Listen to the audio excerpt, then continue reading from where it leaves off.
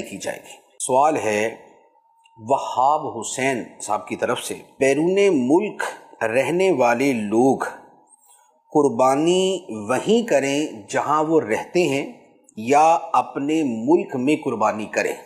जैसे पाकिस्तान के लोग अगर अमारात में या अरब शरीफ में या अमेरिका में या इंग्लैंड में रहते हैं तो अब ये कुर्बानी उन मुल्कों में करें जहां रहते हैं या पाकिस्तान में करें?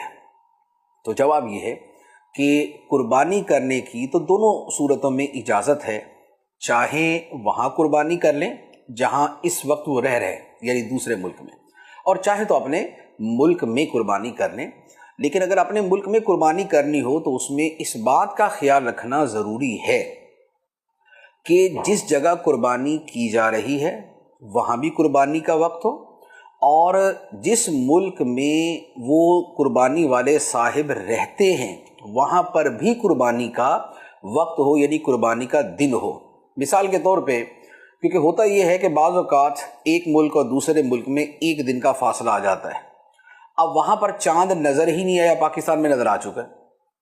अब ऐसी सूरत में अगर पाकिस्तान में कुर्बानी करेंगे तो जिसकी तरफ से कुर्बानी हो रही है उस पर तो अभी कुर्बानी लाजिम ही नहीं हुई, और इसके बरक्स भी हो सकता है कि मिसाल के तौर पे वहाँ चांद पहले नज़र आ गया, पाकिस्तान में भी चांद नज़र नहीं आया।